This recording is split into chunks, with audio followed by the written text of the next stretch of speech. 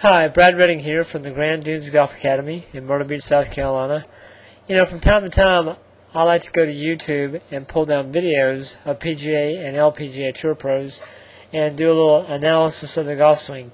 Show things in a swing that I like and maybe some things that I don't prefer, but definitely able to show some things that I like and some things that I can show my students of what they should be working on in their golf swing. I also have people that students that upload videos onto YouTube, and I pull those down onto my V1 system and do analysis for them as well.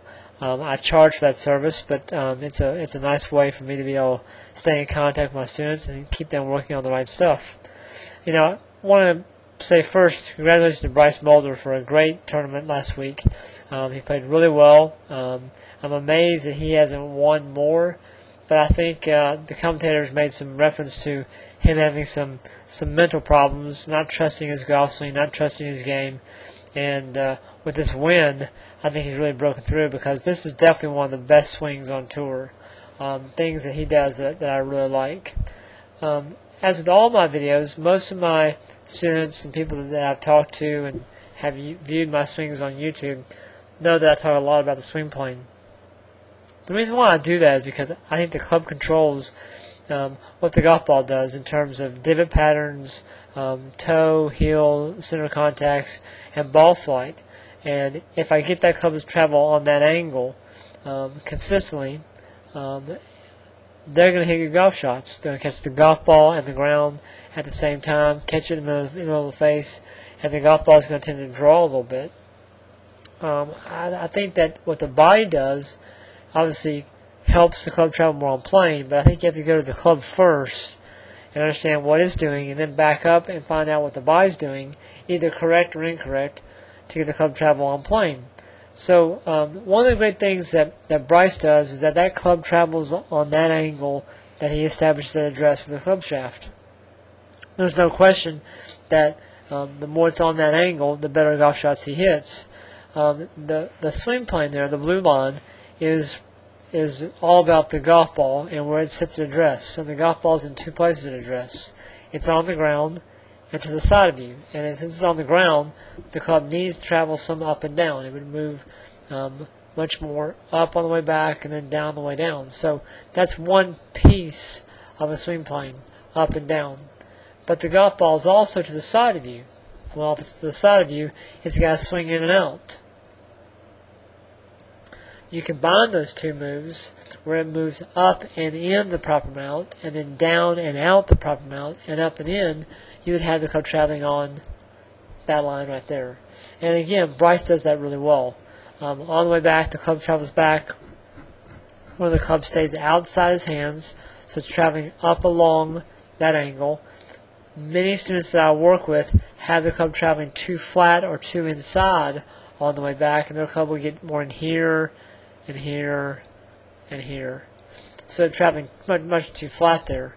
And when they do that, that's more of a bending move out of their wrist. What Bryce is doing is turning his back and chest and shoulders. His wrists are cocking, and his left forearm has a gradual rotation to it. Not a quick move to the inside or a lot of rolling and bending. And so the club travels back much more up along that angle and address. And one of the things for my students to notice is how the club stays outside his hand. That's a move you want to work on to get the club travel back more on that plane. The club shaft, the club head, would stay more outside his hands versus moving inside his hands. It's much more outside his hands. As his back and chest continue to turn, his wrist cock and his left forearm rotate some, the shaft gets more above and parallel. Now, you're going to look at that and say, well, Brett, that's not exactly above and parallel. It's a little flat there. And I would agree, it's a little flat there, but it continues to travel up and now it gets right on the angle. And that's kind of the key point. I want to get it above and parallel at that point. And Bryce is definitely there. Face is in a neutral position there. And on the way down, he's able to return it back on that angle on the way down. No flattening. In other words, the club doesn't come from inside or underneath that plane to out. It travels back down along that angle, and there's not many guys that get it right there at impact. Bryce is one of the few guys on tour who actually have it right back down the original angle is on at address. There's other guys that do it, but I'd say Bryce is one of the few. As the club goes through, once again, club head stays outside his hands, traveling along that angle, and then as it comes through, it gets above and parallel to the original angle at address at that point to his finish. Now, what his body does to help him do that is he maintains his spine angle. Now, this camera wasn't actually put on a tripod. At least I don't believe it was. But it's close enough to understand what he's doing. So there's some lines that I draw to help you illustrate how he stays in his posture. I draw a little line there called his tush line. I draw another line from his rear end to his head. That'd be his spine line, posture line. One on top of his head, one to the bill of his cap, and I'll draw another line that's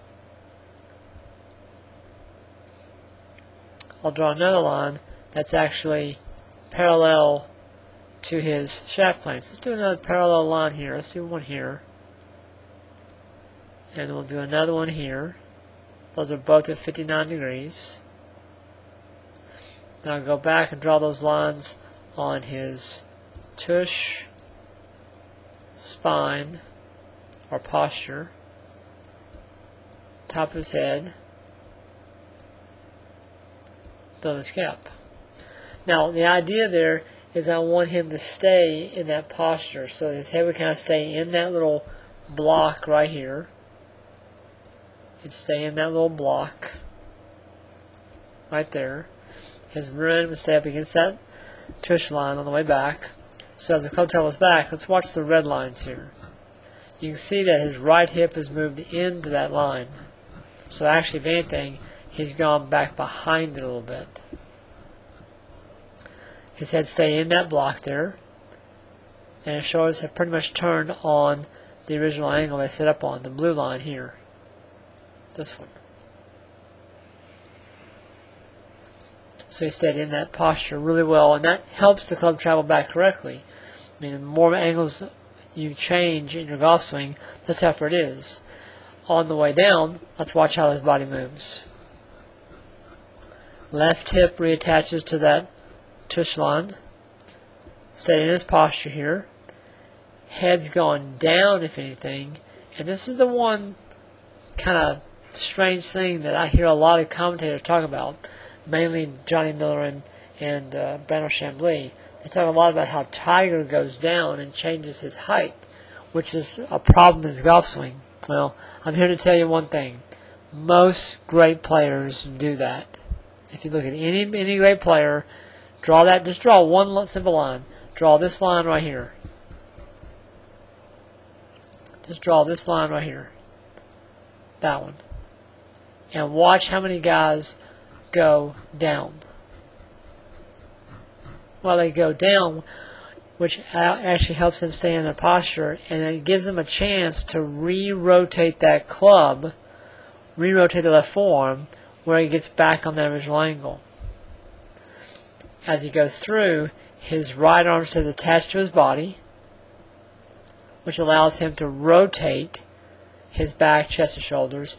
So he's releasing it more with his back and chest and shoulders, more of a body release versus a hands release. Again, still in that posture. Rear end still up against that line, still on this angle here, head still within that block to his finish. So some of the things you can take away from Bryce Miller's golf swing, one is how well the club travels. And that, to me, right there is the most important move that I think a lot of amateurs miss, is the club's going back more on plane. It's not going underneath that line. If anything, I wouldn't mind if it went a little bit above that line. That wouldn't bother me that much, but never inside. And that allows him to actually get the club on plane here. The more you get on plane there, the easier it is for the club to come down on plane. So a little bit of analysis of Bryce Miller's golf swing. Congratulations to him for a great win, and I look for him to play much better in the weeks and years to come. because that's one of the best golf swings on tour.